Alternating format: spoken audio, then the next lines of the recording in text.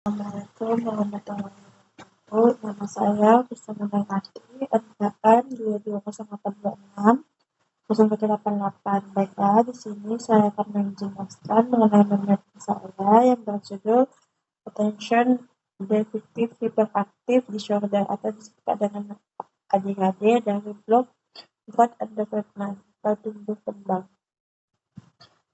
Pertama yang terlebih dahulu itu apa sih ADHD itu atau Attention Deficit Hyperactive Disorder.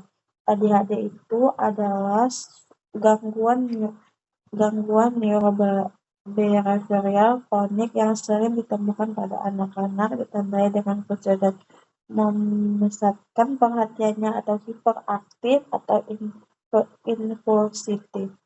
Untuk etiologinya itu masih belum diketahui, tapi ada faktornya, yaitu melibatkan faktor genetik dan lingkungan, gangguan perkembangan otak, terutama di area korteks frontal dan jalur frontal subkortikal. Untuk faktor resikonya itu, dia itu ada genetik, faktor resikonya itu genetik, misalnya itu ada riwayat dari ADHD dari keluarganya, masalah perkembangan pranetal dan postnatal, lingkungan, paparan toksin, trauma, kepala, infeksi.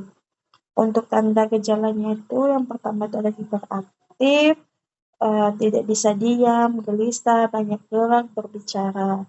Untuk impulsivitas itu disebut juga dengan bertindak tanpa berpikir. Biasanya itu dia suka lompat-lompat dari tangga dia melompat dia tanpa berpikir apa efek dari aktivitas dia itu.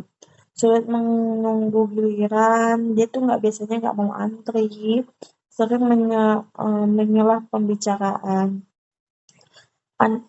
anatensi atau kurangnya fokus, mudah teralihkan, sering lupa, tidak menyelesaikan tugas, kesulitan mengikuti instrumen. Gejala muncul di berbagai situasi, rumah, di sekolah juga, atau di era lingkungan. Biasanya itu dia itu menetap selama 6 bulan. Untuk patofisiologinya itu, pertama kan tadi ada etiologi dan faktor resikonya. Nanti dia akan menjadi inflamasi dan edema yang disertai dengan peningkatan produksi mukus. Selanjutnya terjadilah sitokin, protease, dan reaktif oksigen mediostern akan dikeluarkan oleh sel-sel inflamasi serta neuroinflamasi dan limfosite. Untuk gimana sih cara menegakkan diagnosisnya? Yang pertama itu adalah perkembangan sejak lahir sampai usia dia sekarang itu biasanya itu ada tanda gejala dan faktor risikonya seperti yang tadi. Untuk itu didapatkan dari anamnesisnya. Untuk tanda vital, antropometri, dan itu biasanya dalam batas normal. Untuk IPPA-nya gangguan pergerakan badan, pergerakan batas jantung, saat perfusi, ronki basa, saat dieksplosi rongken, biasanya itu dalam batas normal. Untuk pemeriksaan laboratoriumnya itu biasanya itu dilakukan untuk menyingkirkan penyakit lain atau efek obatnya. Ada yang disebut MRI, kadang menunjukkan penurunan aktivitas korteks frontal, bukan pemeriksaan rutin. Untuk selanjutnya itu bisa juga dilakukan tes AQ yang dimana nanti itu kan ditemukan identifikasi gangguan atau belajar komorbidnya. Terus selanjutnya ada juga skala perilaku. Dari skala perilaku itu ada skornya itu dari kurang dari 15 mendukung lebih dari 15 itu mendukung ADHD. Terus kalau misalnya skor ADHD itu dia itu kurang dari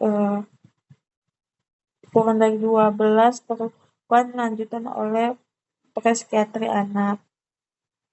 Untuk tata laksananya sendiri ada non-farmakologi dan farmakologinya.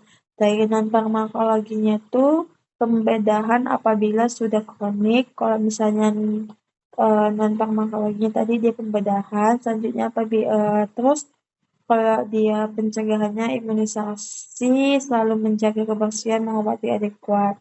Untuk kata laksananya itu antibiotik, amoksisilin tablet 500 mg 3 kali 1, sulbutamol ampul 5 mg, bronchodilator, selanjutnya itu farmakologi, dia itu golongan mukolytik atau ambroxol. Untuk komplikasinya sendiri itu dia ada prestasi akademik menurun, masalah sekolah, kesulitan berinteraksi dengan teman sebayanya, gangguan perilaku, konflik keluarga, masalah disiplin, risiko kecelakaan lebih tinggi. Untuk prognosisnya itu, prognosis ADHD umumnya baik bila didiagnosis ditegakkan secara dini dan intervensi terpantau atau dilakukan secara konsisten. Meskipun sebagian besar gejala khususnya inatasi dan impulsitasi dan persisten sehingga masa remaja atau dewasa. Ini untuk